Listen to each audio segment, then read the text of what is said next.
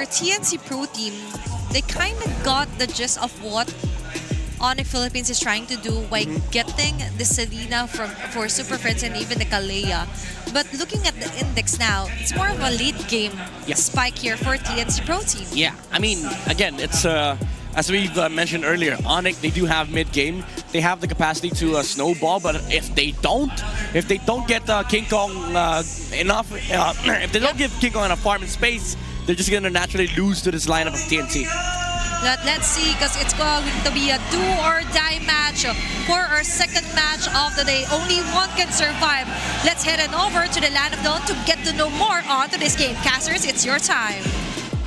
And it's time for a lower bracket bout between TNC Pro Team and Onic Philippines. Last night, TNC came so close to locking in for that upper bracket bout. At the same time, last night, Onic got hard swept. This time, though, it's elimination that's on the line for Onic and TNC. And that's what they're fighting for, to get into the top 3 and to stay in this tournament. And possibly even redemption, especially if you're talking about Onic Philippines. Looking at the lineup that TNC brought in, we've known them to have this very specific brand of MLBB. Post-Project Next, they have played so much Fighter Gold Lane. Medicutie, the Storm, we know that he does this often, but here he's rocking an X-Borg. Yesterday, we saw Kellra hovering over an X-Borg, but in a post-match interview, he confirmed that it was always going to be a Moscow. Yeah, that's something Onic hasn't fully committed to trying again, because it's not like they didn't try using Fighter Gold lanes at all. In the regular season, we did see them try Explore, but this was the first one. This was the first one, and then we saw another hero, I believe it was along the lines of a Ruby, but it wasn't as successful of a campaign from Onic. But maybe after what happened against Team Liquid, they've realized a few things that maybe they have to find a way to make it work. Yep, this first game will definitely set the tone for what has elapsed and what transpired in the Onic boot camp to try and reset after yesterday's tragedy. Again, a sweeping loss against the Cavalry. This is their recovery. It starts now. Turtle about to spawn in the lower quarter of the map. Chakno gets knocked up here. TNC members are very low. I'm not so sure how they're going to be positioning themselves for this first round. I'm surprised he's not actually trying to reset prior the objective. This is expanding rivers either way, but Chakno's still staying here. And now they're not able to do anything. Nothing, Bree. Nothing. 10 seconds after it spawned, again, same question, like, what was the play? Usually when teams concede a turtle, there's always something else that they're looking at. Here, TNC seem to be going at half speed. Yep, and it's not what I'd expect for a team who's always been so committed to fighter lineups and have shown us such brawly games the previous day. This feels like TNC when they entered Game 5 last night. It's a much more careful, conservative approach to playing the game when in fact, this is not what worked for them at all. Yep, they've always been more successful in their element when they're constantly fighting. With a lineup like this, I don't exactly see how they can pull off a Phoenix Flash. Yeah. That's the random fights that come out of nowhere that end up in a beneficial trade or totally free kills for TNC. That is their MO. That's what's been successful for them in the playoffs. And at least for Onic, I'm liking how good they're holding the mid lane. And now speaking of mid lane, Chakno might actually fall here. He's trying to sustain everything, and he will with the revitalized Super Frizz. Fortunately had the flicker. Oh, but that's the Tsunami Slap from Brusco. Still not able to pick up a kill though, even if Kellra, or even though Kellra did join the fight. You see that? Both teams had their own fair share of doubts. Ult's thrown over here. Revitalize is popped over there. Flickers even from Super Frizz. That's a lot. Yet no one fell. I'm even surprised that Chakno still lives. Because those are 3 members of Onic who poured out so much of their skills in an attempt to take him down. Maybe not the Tsunami Slam, but it's not like they needed it for that kill, supposedly, towards Chakno. That's veteran Wiles, the wisdom that comes with playing for so many years in the MPL. He debuted in Season 4. He's been playing since 2019. That's 6 years that Chakno has been doing this for a living, and he knows that as a Kachak, he would not die. Medicutie gets his Pyrock armor popped. Yep, and that's 9 playoffs appearances too. But then Lancy going in, Super Prince has nowhere to run to. First blood for Lancy on this Lunox once more, but the Tsunami Slam gets committed onto the right target. Zaida's nowhere to be found.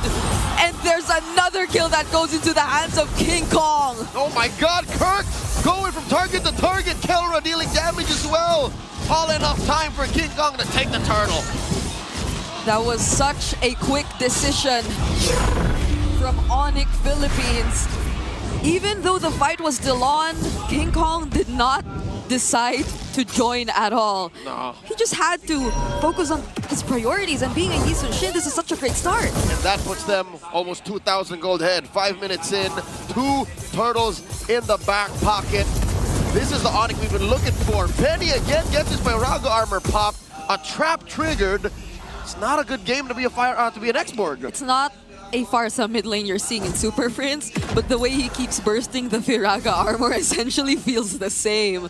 The rotations towards the top lane have been so frequent, and this is the first time we're seeing Benny on the X-Borg, but we're not able to see much from him just yet. Nope, we've always seen him get his Firaga armor pop. No last insanities that actually mean anything. So TNC have to find a way to recover elsewhere.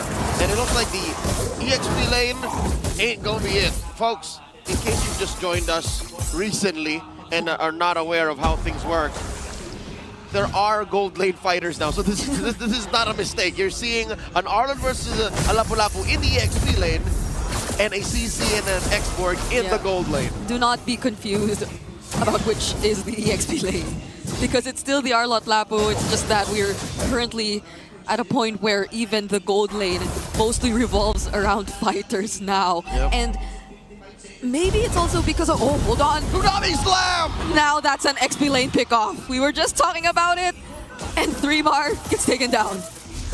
Boris James Paro has had it.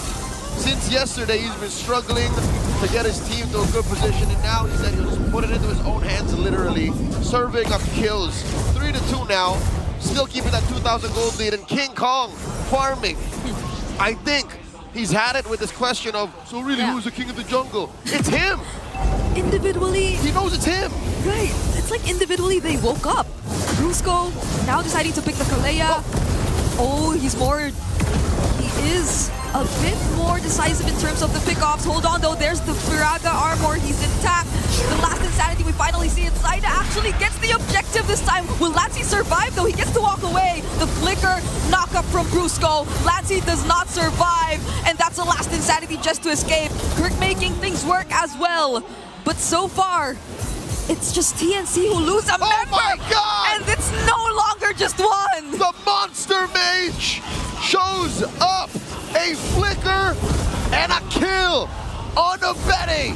Okay, I know we mentioned things about waking Kirk! up. Now even Prince does, but Kirk gets taken by Zaida. So that's at least one trade TNC got.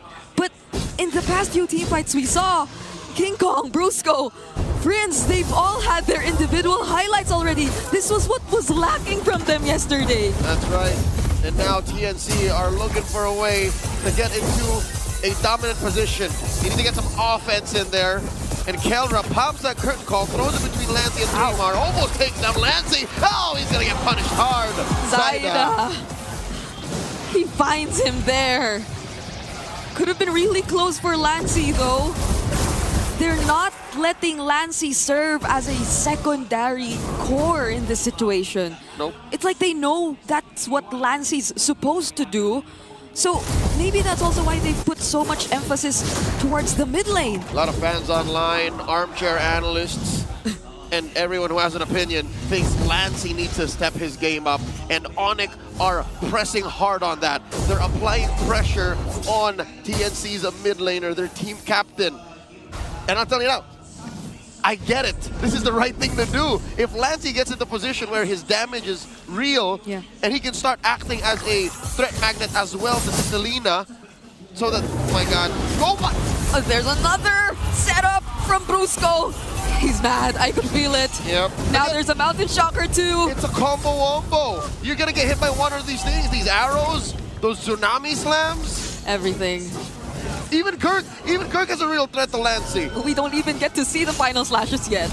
It's like everyone else is able to look for openings even without Kirk starting things up. Brusco doesn't have the Tsunami Slam, but that's already enough to take out the Braga Armor. There goes Kirk. He finds a 3-man setup, and every single member of Onic just decides to go in. Betty Cutie keeping himself safe under the turret, but another knock-up, denying Zaida of his attempts. And the double for Keller on the CC. You know someone else who's had it with these haters, these naysayers? Who? That's Kirk. Kirk has had a rough season 16, and on this Arlott, he is earning all of the trust that was once there from the online community. Lord for Onic, now they're up 4K. Wow, that's even a rose gold meteor pickup by Kirk. I could feel how aggressive he wants to play this Arlott. And even just now, that was a really aggressive one. He was already under the turret, and I'm surprised he still survived. And he's third in farm. Super Frizz ain't even that close. Super Frizz is like 1,000 gold away, so you understand why Kirk is farming this way, why Kirk is building up this item kit that allows him to do just that. Again, an Oracle, that casual Fury Hammer. Even 3mar can think twice with how the economy is going for the Phoenix Army. Yeah, we can't see 3mar confidently jumping in with the bravest fighter at all. No. And maybe at this point, Onic might even consider him as a target, as a viable target for whatever setups they want to go for, just because of how much damage they could already throw out. But what they'll be prioritizing for now are the turrets. That's right. In a fighter gold versus fighter gold type of lineup and matchup, the map is your #1 enemy because you don't have a marksman, pushing isn't as easy. Lancey catches an arrow, does not pull the trigger just yet. No Purify, no Brilliance. And look at the free damage that Onic has laid down on him. Oh no! Oh, you just said it. You cannot feel at ease when you're against this lineup of Onic. It was this close to a fight actually breaking out. Super Frizz's consistency on the Abyssal Arrow is out of this world. 42% over 11.5 minutes of competition. Yep. This guy's been... I don't think Frizz slept last night. Nah. I think he just practiced Selena. All these skill shots are landing on every single member of TNC. And again, if maybe Chaknu did still have his AOG there, they might have considered fighting back, but it was a no, so they couldn't afford to risk anything. Not when Onic was that close to their base turrets, to potentially doing a siege that they'll forever regret. And look at how close supposedly things were, but not until you look at the map. Yep, no, big picture. It's more than just this 2,000 gold gap between King Kong and Zaida. And it's not like Zaida looks like a chump, all right? Zaida somehow finds a way to always get what's left on the map. And it makes sense because he is technically the funnel. It's not an easy lineup, yes, but he's doing the same thing. Farm into me. Let me get the burst damage I need so that some way, somehow, Chaknu's setup, their bait plays with 3mar will make sense. If anything, I feel bad for Benny. It's Benny who can't catch a break. And imagine this guy, just yesterday, was using heroes like the Cho. So he could do and find openings all by himself. He could even try and go for pickoffs all by himself. But now it's different. He's an export. And since they're playing from behind, they might need him a bit more for defense. But is that really the way Benny wants to play? The truth is much closer to a high-tech Pinata. That's exactly what he is. Onic's gonna throw stuff at him, he's gonna break, and then he throws more stuff at him again. And it's rare that he finds them with his Firaga armor intact, is what I'm trying to say. 7,000 now, as Onic secures their second Lord. Item game is looking so much worse. TNC are getting depraved, even these small camps. You see here, Super Frizz and Brusco are checking this purple. I think they understand that Zaida needs the purple more than the orange. It's another situation of choking out resources from an assassin jungler. And arguably, maybe that's why we're seeing a lot more less joys come into play, because again, the joy feels as if it needs a bit more time, it needs more farm. Yep.